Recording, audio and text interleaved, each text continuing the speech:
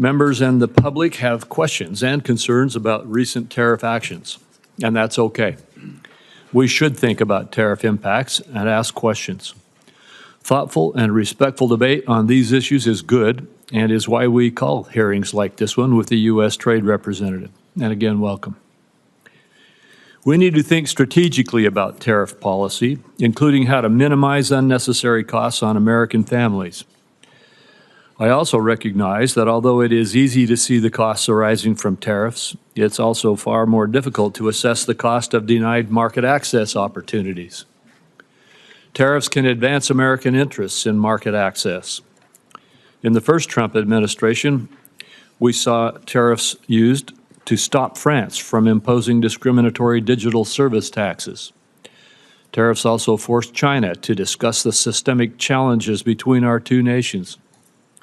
Frankly, every enforcement action, whether it's a WTO dispute, a Section 301 investigation, or a preference program review, ultimately relies on the threat of tariffs to secure objectives. Accordingly, it's important to contextualize the tariffs in the design of the larger policy.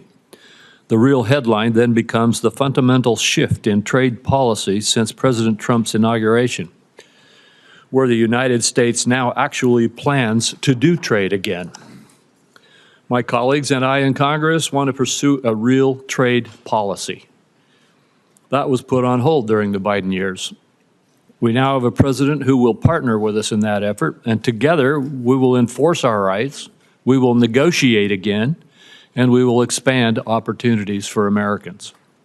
This administration is not deliberating endlessly over whether trade can be a force for good, like the past administration, which refused to even engage in bipartisan or bilateral market access trade negotiations. Trade today is the centerpiece of our international economic engagement, and we have plenty of substantive trade ideas to discuss.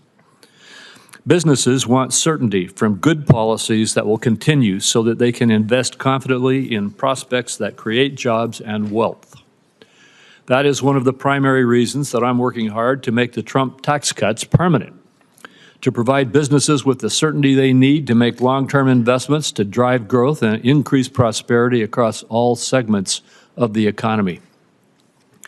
Contrast this kind of certainty and forward thinking on trade with that of the last 4 years, where the only certainty was that you were going to lose ground because your government fundamentally rejected free markets, free enterprise, and free trade. The last administration turned to industrial policy because it was certain that the free market failed in delivering what government planners believed was necessary for climate and social agendas. Indeed, China's central planners saw their own strategic thinking in the Inflation Reduction Act's approach of bestowing massive subsidies to stimulate investments that the market would not. We can restore faith in free markets by making it easier than ever to do business in America. The President's executive order last week to assist major investors to navigate our regulatory system efficiently is a good start. We plan to do more. The Biden administration provided us with only the certainty that in the face of a foreign government's discriminatory policies like digital service taxes, data localization, or other non-tariff barriers, it would not stand up for its citizens because it believed that the so-called right to regulate trumped the principle of free enterprise.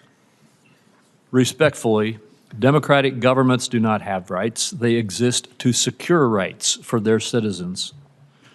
One immediately welcome change under the Trump administration appeared last week in the USTR's National Trade Estimate. Last year, the Biden administration deliberately cut from the estimate a number of discriminatory measures imposed on America by foreign governments because it sided with those governments over our citizens. This year's estimate is exhaustive because the administration carefully identified all of the ways that Americans lose out in the global marketplace.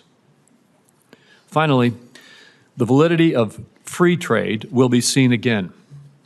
The last administration did not pursue market access in its negotiations. Instead, it demanded governments to undertake a number of social and environmental commitments even ones Congress did not approve of domestically. Not surprisingly, our partners did not put their trust in such negotiations. While tariffs inherently may be seen at odds with free trade, we must also acknowledge that many of our trading partners deploy barriers that have gone unchallenged for too long. Free trade, by definition, must be reciprocal. We do not have it if others can impose barriers on us unchallenged. Our failure to enforce our rights over the last 4 years lost a lot of ground for us. This cannot continue because what I am certain about is that American goods and services are innovative, high quality, and globally competitive. Senior administration officials say that a number of countries are coming to the table to engage with the USTR. We look forward to hearing about this engagement and the steps toward better opportunities for Americans.